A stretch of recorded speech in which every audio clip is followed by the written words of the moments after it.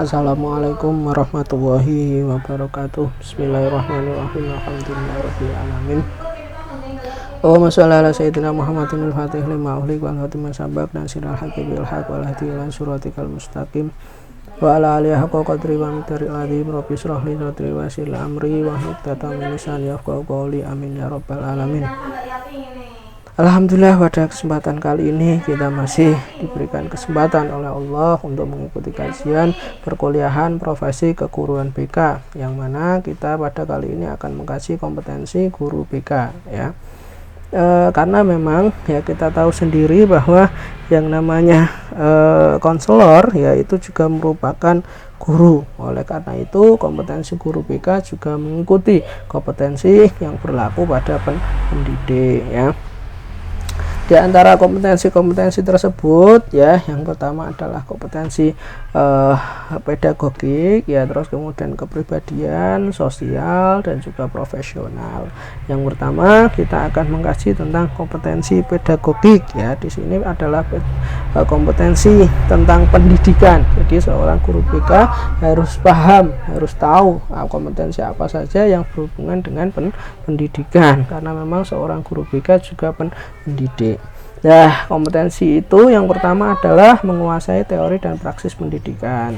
Jadi seorang guru BK harus tahu teori dan juga praksis pendidikan. Lah, indikatornya apa seorang guru BK telah menguasai teori dan praksis pendidikan? Yang pertama, menguasai ilmu pendidikan dan landasan keilmuannya. Jadi ilmu pendidikan seorang guru BK harus paham, landasan keilmuannya harus paham. Terus yang selanjutnya, mengimplementasikan prinsip-prinsip pendidikan dan proses pembelajaran. Jadi prinsip-prinsip pendidikan itu seperti apa, proses pembelajaran seperti apa, ya harus paham agar supaya nanti seorang guru BK tahu bagaimana kemudian membantu siswa dalam hal akademik ya. Yang selanjutnya, menguasai landasan budaya dan juga praksis pendidikan. Jadi juga harus tahu landasan budaya dalam praksis pendidikan itu seperti apa, agar nantinya dalam pelaksanaan layanan BK itu yang betul-betul berdasarkan nilai-nilai kebudayaan. Terus yang kedua ya, yang kedua dalam landasan pedagogik itu yaitu mengaplikasikan perkembangan fisiologis dan psikologis serta perilaku konseli. Jadi harus paham perkembangan fisiologis itu yang seperti apa ya, yaitu perkembangan fisik itu seperti apa, usia anak bagaimana, usia remaja itu bagaimana, dia harus paham ya. Terus kemudian secara psikologi seperti apa ya, perilaku konseli bagaimana, itu harus paham seorang guru BK. Nah, di sini seseorang dikatakan telah mengaplikasikan perkembangan fisiologis, sosiologis, dan perilaku konseli itu yang pertama, dia bisa mengaplikasikan kaidah-kaidah perilaku manusia, perkembangan fisik, psikologis individu, serta sasaran pelayanan, bimbingan, dan konseling dalam upaya pendidikan. Dia paham ya perkembangan fisik, psikologis individu ya dalam layanan BK. Terus mengaplikasikan kaidah-kaidah kepribadian, individualitas, dan perbedaan konseli terhadap sasaran pelayanan, bimbingan, dan konseling dalam upaya pendidikan. Dia paham ya kaidah kepribadian, kaidah individu ya, dan diaplikasikan dalam layanan, bimbingan, dan konseling pendidikan ya. Terus selanjutnya adalah mengaplikasikan kaidah-kaidah belajar terhadap sasaran pelayanan, bimbingan, dan konseling dalam upaya pendidikan. Jadi kaidah-kaidah belajar itu tahu dan kemudian diaplikasikan dalam layanan, bimbingan, dan konseling. Terus yang selanjutnya ya, mengaplikasikan kaidah-kaidah keberbakatan terhadap sasaran pelayanan, bimbingan, dan konseling dalam upaya pendidikan. Jadi kaidah-kaidah keberbakatan. Jadi dia itu tahu anak-anak yang berbakat itu seperti apa. Nah, itu kemudian diaplikasikan dalam layanan bimbingan dan konseling pendidikan. Terus yang selanjutnya, mengaplikasikan kaidah-kaidah kesehatan mental terhadap sasaran layanan, bimbingan, dan konseling dalam upaya pendidikan. Jadi dia itu tahu kaidah-kaidah kesehatan mental ya, orang yang sehat mentalnya seperti apa, orang yang sakit mentalnya seperti apa, dan itu kemudian diaplikasikan dalam layanan BK. Untuk pedagogik yang selanjutnya, yang ketiga ya, itu adalah menguasai esensi pelayanan bimbingan dan konseling dalam jalur, jenis, dan jenjang satuan pendidikan. Jadi dia harus tahu ya layanan-layanan bimbingan dan konseling ya, jenisnya tahu, kemudian jalurnya apa saja dia tahu, jenjangnya apa saja dia tahu. Pada jenjang SD itu pelayanan bimbingan konseling seperti apa, jenjang MTS atau SMP pelayanan bimbingan dan konselingnya seperti apa, jenjang SMA itu seperti apa, dia harus tahu ya. Lah itu indikatornya itu adalah menguasai esensi bimbingan dan konseling pada satuan jalur pendidikan formal, non formal, dan informal. Jadi harus tahu jenjang bimbingan dan konseling ya, jalur pendidikannya seperti apa harus tahu. Yang selanjutnya adalah kompetensi kepribadian. Yang pertama itu adalah beriman dan bertakwa kepada Tuhan Yang Maha Esa. Jadi seorang konselor harus beriman dan bertakwa kepada Tuhan Yang Maha Esa. Nah, indikator seorang konselor yang beriman dan bertakwa kepada Tuhan Yang Maha Esa itu seperti apa? Yang pertama, dia senantiasa menampilkan kepribadian yang beriman dan juga bertakwa kepada Tuhan Yang Maha Esa. Jadi konselor harus selalu menampilkan kepribadian yang demikian. Terus yang selanjutnya adalah konsisten dalam menjalankan kehidupan beragama dan toleran terhadap pemeluk agama lain. Jadi seorang konselor harus konsisten menjalankan agamanya. Misalnya konselor Islam ya tentunya dia harus menjalankan ajaran-ajaran Islam. Konselor Nasrani beragama Nasrani ya harus menjalankan agama Nasrani. Ya konselor beragama Buddha ya harus menjalankan agama Buddha. Jadi harus konsisten ya menjalankan agamanya ya seorang konselor. Terus yang selanjutnya adalah toleran ya. Seorang konselor harus memiliki sikap toleran ya, menghargai antar pemeluk agama lain. Terus yang selanjutnya tanda ya beriman dan bertakwanya seorang konselor itu yang selanjutnya adalah berakhlak mulia dan juga berbudi pekerti luhur. Jadi seorang konselor harus berakhlak dan juga berbudi pekerti yang luhur ya. Yang kedua ya, kompetensi kepribadian yang kedua itu adalah menghargai dan menjunjung tinggi nilai-nilai kemanusiaan, individualitas, dan kebebasan memilih. Jadi seorang konselor harus menghargai dan menjunjung tinggi kemanusiaan, nilai kemanusiaan, individualitas, dan kebebasan memilih atau demokratis ya. Nah, di sini indikatornya apa saja? Yang pertama adalah mengaplikasikan pandangan positif dan dinamis tentang manusia sebagai makhluk spiritual, bermoral, sosial, individual, dan berpotensi. Jadi seorang konselor ya harus memiliki pandangan positif, harus dinamis ya, harus memiliki nilai spiritual ya, harus bermoral yaitu. Terus yang selanjutnya menghargai dan mengembangkan potensi-potensi individu pada umumnya dan konseli pada khususnya. Jadi seorang konselor harus mampu menghargai potensi setiap individu ya pada umumnya, konseli pada khususnya. Yang selanjutnya peduli terhadap kemaslahatan manusia pada umumnya dan konseli pada khususnya. Jadi seorang konselor harus peduli terhadap sesama manusia, peduli terhadap kemaslahatan manusia secara umum dan pada konseli pada khususnya. Terus menjunjung tinggi harkat dan martabat manusia sesuai dengan hak asasinya. Jadi seorang konselor harus menjunjung tinggi harkat dan martabat kemanusiaan. Terus yang selanjutnya toleran terhadap permasalahan konseli. Jadi seorang konselor harus memiliki jiwa toleran ya, tidak hanya toleran dalam beragama tapi juga toleran terhadap permasalahan konseli. Kalau kemudian kita tidak toleran ya nanti tidak akan ada yang namanya kohesivitas ataupun kepercayaan ataupun penerimaan acceptance dalam pelaksanaan konseling ya. Bersikap demokratis ya, seorang konselor harus demokratis. Terus yang selanjutnya potensi kepribadian yang ketiga itu adalah menunjukkan integritas dan stabilitas kepribadian yang kuat. Jadi seorang konselor harus stabil ya, kepribadiannya harus kuat ya, kepribadiannya. Nah itu ditunjukkan ya dengan apa ataupun indikatornya apa saja. Yang pertama menampilkan kepribadian dan perilaku yang terpuji ya. Jadi harus senantiasa menampilkan pribadi dan perilaku yang terpuji seperti berwibawa, jujur, sabar, ramah, konsisten ya. Itu harus selalu ditampilkan, harus selalu dimunculkan seorang konselor. Menampilkan emosi yang stabil, seorang konselor harus emosinya harus stabil ya. Terus yang selanjutnya peka, bersikap empati serta menghormati keragaman dan perubahan. Seorang konselor harus peka, seorang konselor harus empati, seorang konselor harus saling menghormati keragaman dan juga perubahan. Yang selanjutnya adalah menampilkan toleransi tinggi terhadap konseling yang menghadapi stres dan frustasi.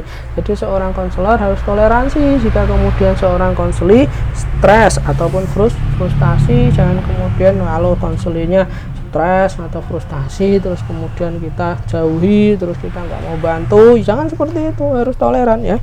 Terus yang selanjutnya kompetensi kepribadian yang selanjutnya itu adalah menampilkan kinerja yang berkualitas tinggi ya. Jadi harus selalu menampilkan kinerja yang berkualitas tinggi. Nah, itu dengan cara apa? Indikatornya apa saja? Yang pertama, menampilkan tindakan yang cerdas, kreatif, inovatif, dan juga produktif. Jadi seorang konselor harus cerdas, kreatif, inovatif, dan produktif. Ya, mulai sekarang dilatih ya agar dapat bersikap cerdas, kreatif, inovatif, dan produktif. Terus yang selanjutnya bersemangat, disiplin, dan mandiri. Jadi seorang konselor harus selalu semangat, selalu disiplin, dan selalu mandiri ya, dilatih mulai sekarang. Terus berpenampilan menarik dan menyenangkan ya, seorang konselor harus menarik dan menyenangkan karena memang proses apa ya istilahnya, tahapan-tahapan dalam pola komunikasi yang paling pertama itu adalah sensasi. Jadi kita harus memberikan sensasi yang baik dengan berpenampilan yang menarik dan juga menyenangkan. Terus yang selanjutnya berkomunikasi secara efektif. Jadi seorang konselor harus mampu berkomunikasi secara efektif. Yang selanjutnya adalah kompetensi sosial ya.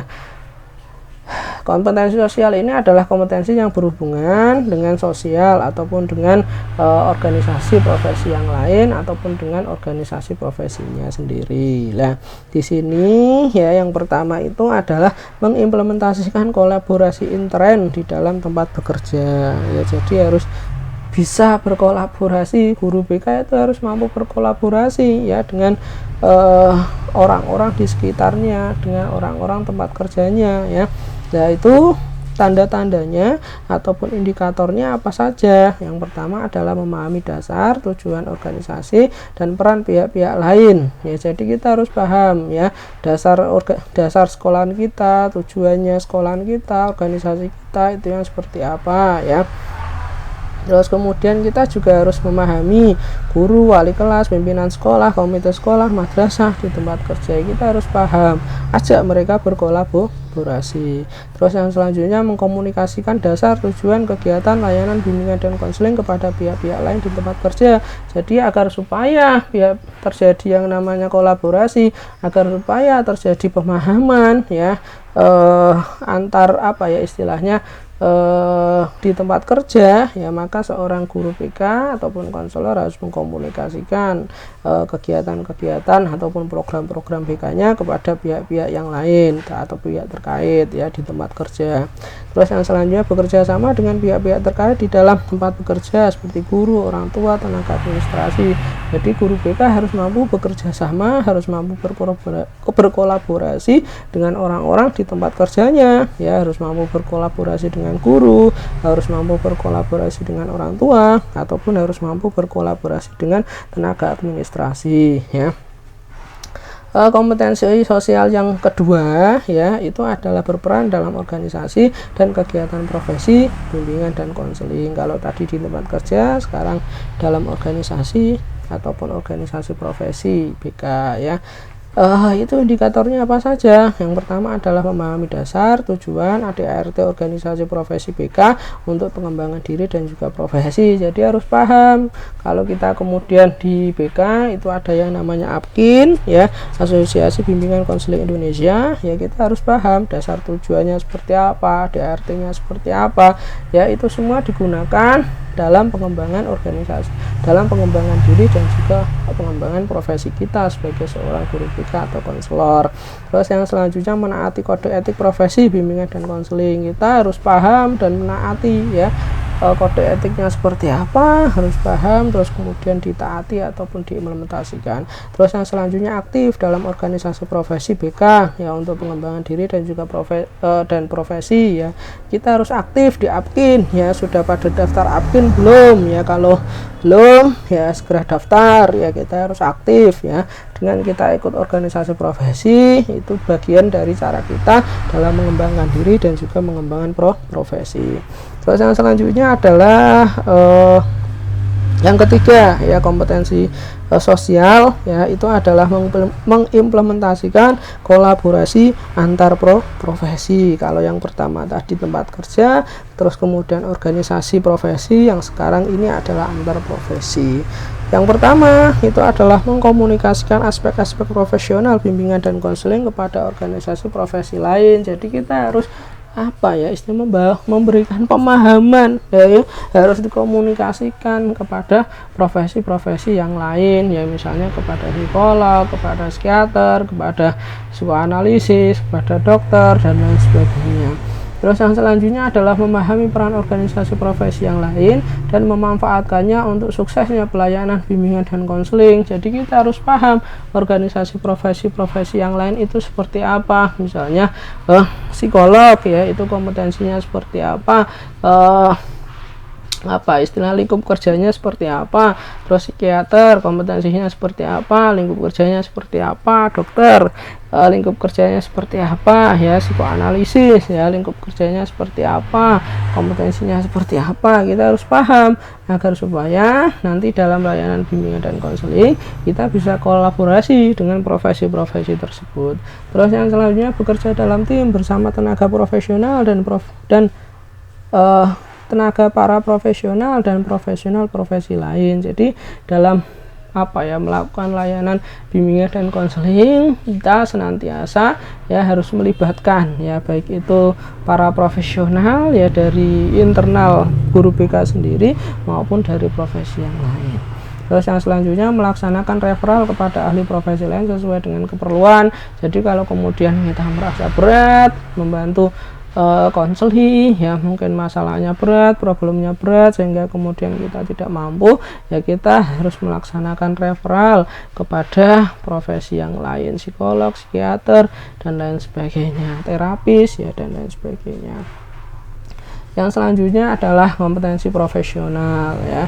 Yang pertama ya, profesional ini menyangkut profesionalitas kita ya sebagai seorang konselor, karena konselor itu merupakan profesi. Jadi kita harus memiliki kompetensi profesional.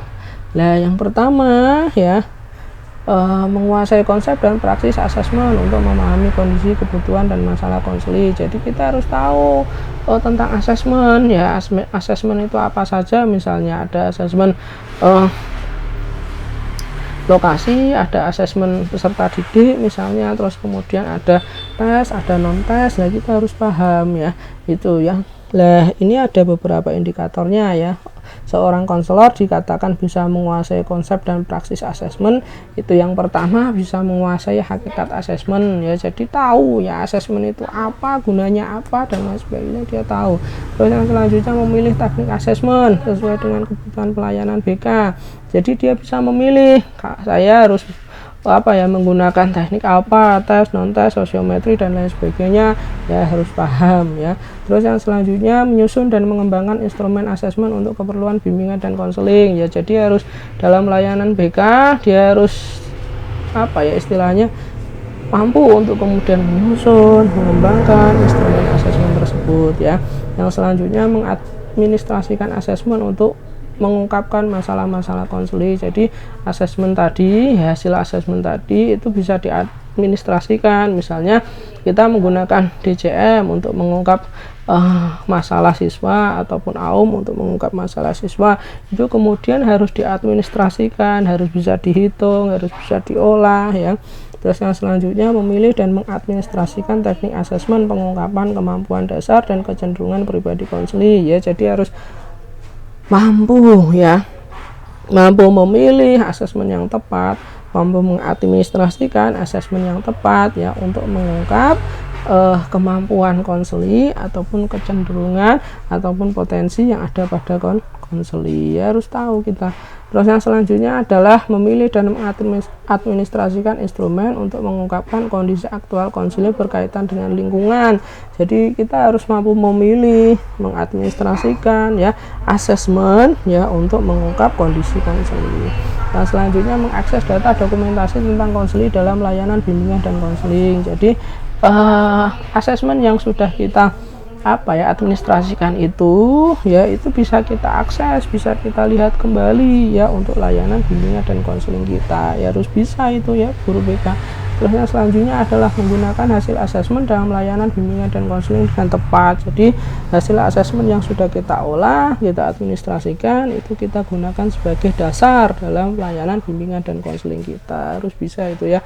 Terus yang selanjutnya menampilkan tanggung jawab profesional dalam praktik asesmen. Jadi dalam rangka melaksanakan proses asesmen tadi harus dilaksanakan, harus dikerjakan dengan kaidah-kaidah profesional.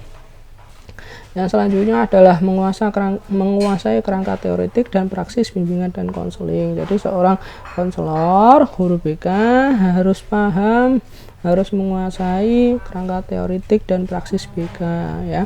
Tanda bahwa kita sudah menguasai kerangka teoretik dan praksis BK itu seperti apa indikatornya? Yang pertama adalah mengaplikasikan hakikat pelayanan bimbingan dan konseling. Jadi harus diaplikasikan ya. Kalau kalian selama ini sudah belajar BK ya, itu harus diaplikasikan ya dalam bentuk layanan BK ya. Terus yang selanjutnya mengaplikasikan arah profesi bimbingan dan konseling ya. Profesi BK yang sudah kalian pelajari ya, sudah kalian dapatkan, yaitu harus diaplikasikan. Mengaplikasikan dasar-dasar layanan bimbingan dan konseling. Dasar-dasar layanan BK harus diaplikasikan ya, sudah paham tentang bidang layanannya, sudah paham tentang jenis layanannya ya, sudah paham, itu harus diaplikasikan. Terus yang selanjutnya mengaplikasikan layanan bimbingan dan konseling sesuai dengan kondisi dan tuntutan wilayah kerja ya. Jadi kita harus senantiasa bersedia untuk mengaplikasikan ataupun melaksanakan bimbingan dan konseling sesuai dengan kondisi dan juga tuntutan wilayah kerjanya ya. Kita kerja di mana, di SMP, SD, MA, SMA ya, harus paham ya bagaimana mengaplikasikan layanan BK-nya. Terus mengaplikasikan pendekatan, model, jenis layanan dan kegiatan pendukung bimbingan dan konseling ya, harus mampu ya kegiatan pendukungnya apa saja, mengaplikasikannya kapan, itu harus tahu ya. Mengaplikasikan dalam praktik format layanan bimbingan dan konseling ya. Dalam praktik layanan bimbingan dan konseling ya, kerangka teoretik dan juga kerangka praktis itu harus diaplikasikan. Yang selanjutnya, kompetensi profesional yang selanjutnya itu adalah merancang program BK. Jadi seorang guru BK, seorang konselor harus mampu merancang program BK. Nah, tanda-tanda ataupun indikator bahwa kita telah merancang program BK, yang pertama adalah menganalisis kebutuhan konseli. Jadi kita tahu caranya bagaimana need assessment, bagaimana analisis kebutuhan konseli. Yang selanjutnya menyusun program bimbingan dan konseling yang berkelanjutan berdasarkan kebutuhan peserta didik secara komprehensif dan pendekatan perkembangan. Jadi kalau kemudian kita sudah tahu ya kebutuhan konseling, yang selanjutnya adalah disusun programnya sesuai dengan kebutuhan konseli itu ya, itu sesuai dengan perkembangan konseli itu. Terus yang selanjutnya menyusun rencana pelaksanaan program bimbingan dan konseling ya. Setelah itu ya disusun programnya, direncanakan programnya ya, dilaksanakan seperti apa, dalam bentuk bagaimana, lah itu rencana pelaksanaan programnya dilakukan. Terus merencanakan sarana dan biaya penyelenggaraan program bimbingan dan konseling, misalnya program itu dilaksanakan kapan, di mana, bagaimana, sarananya seperti apa saja, biayanya bagaimana, lah itu seorang guru BK atau konselor harus paham. Yang selanjutnya ya, kompetensi profesional yang selanjutnya mengimplementasikan program bimbingan dan konseling yang komprehensif ya. Jadi kita dalam melaksanakan layanan BK itu harus komprehensif. Lah indikatornya apa saja? Yang pertama, melaksanakan program bimbingan dan konseling. Jadi program-program tadi yang sudah dibuat itu harus dilaksanakan. Yang selanjutnya melaksanakan pendekatan kolaboratif dalam layanan bimbingan dan konseling. Jadi dalam rangka melaksanakan program kita harus mampu berkolaborasi ya, baik itu di tempat kerja kita sendiri, sesama anggota profesi ataupun dengan di luar anggota profesi. Terus memfasilitasi perkembangan akademik, karir, personal dan sosial konseling. Jadi kita harus mampu memfasilitasi ya perkembangan, baik itu perkembangan akademik, perkembangan karir, perkembangan individu maupun sosial dari konseling. Mengelola sarana dan biaya program bimbingan dan konseling. Jadi dari program-program tersebut caranya bagaimana, biayanya bagaimana, itu harus dikelola dengan baik. Nah itu adalah tanda bahwa seorang konselor bisa mengimplementasikan program BK yang komprehensif. Yang selanjutnya adalah menilai ya. Kalau tadi merencanakan, sudah melaksanakan, sekarang adalah evaluasi ataupun menilai. Menilai proses dan hasil kegiatan bimbingan dan konseling. Jadi program yang sudah kita buat, program yang sudah kita implementasikan itu dinilai ya, dinilai. Jadilah kita ya, indikator kita telah mampu menilai proses dan hasil kegiatan BK itu seperti apa. Yang pertama, melakukan evaluasi hasil, proses, dan program bimbingan dan konseling. Jadi program-program bimbingan dan konseling yang sudah kita buat, kita rencanakan, kita aplikasikan, yaitu harus diaplikasi, dievaluasi ya, dievaluasi baik itu dari hasilnya, prosesnya ya, programnya ya, itu dievaluasi. Terus melakukan penyesuaian proses pelayanan bimbingan dan konseling ya. Jadi dari hasil evaluasi kita harus menyesuaikan program-program apa yang kemudian dipertahankan, program-program apa yang kemudian tidak diperlukan, program-program apa yang kemudian kurang maksimal. Lah itu kita harus mampu menyesuaikan itu. Terus menginformasikan hasil pelaksanaan evaluasi pelayanan bimbingan dan konseling kepada pihak terkait. Jadi hasil evaluasi itu dikomunikasikan, disosialisasikan, bisa dikomunikasikan dengan kepala sekolah, wakil kepala sekolah, ya, komite sekolah, orang tua, dan lain sebagainya. Terus menggunakan hasil pelaksanaan evaluasi untuk merevisi dan mengembangkan program bimbingan dan konseling. Jadi hasil evaluasi itu digunakan sebagai pijakan dalam kita membuat program yang selanjutnya. Yang selanjutnya ya, dari kompetensi profesional itu memiliki kesadaran dan komitmen terhadap etika profesional. Jadi seorang guru BK harus sadar, harus komit terhadap etika profesional konselor. Nah, indikatornya apa saja? Yang pertama, memahami dan mengelola kekuatan dan keterbatasan pribadi dan profesional. Jadi kita harus tahu kekurangan kita apa, kelebihan kita apa, ya, baik itu secara pribadi maupun profesional. Yang selanjutnya, menyelenggarakan pelayanan sesuai dengan kewenangan dan kode etik profesional. Jadi dalam rangka kita melakukan layanan itu harus disesuaikan dengan kode etik ya, kode etik konselor. Terus mempertahankan objektivitas dan menjaga agar tidak larut dengan masalah konseling. Jadi kita harus kuat ya, objektivitas kita harus dijaga, jangan sampai kemudian kita baper, jangan sampai kemudian kita larut ya dengan masalah konseling. Nah, selanjutnya melaksanakan referral sesuai dengan keperluan. Jadi kalau kemudian kita merasa terbatas, tidak mampu, ya dilakukan referral. Terus peduli terhadap identitas profesional dan pengembangan profesi. Jadi kita sebagai seorang guru BK harus nantiasa terus peduli untuk mengembangkan diri, untuk mengembangkan profesionalitas kita ya. Terus mendahulukan kepentingan konseling daripada kepentingan pribadi konselor. Jadi kepentingan konseling harus didahulukan ya, kalian sebagai seorang konselor, sebagai guru BK. Terus selanjutnya menjaga kerahasiaan konseling. Jadi rahasia konseling harus dirahasiakan, harus dijaga. Kompetensi profesional yang selanjutnya itu adalah menguasai konsep dan praksis penelitian dalam bimbingan dan konseling. Jadi kalau sudah dibuat,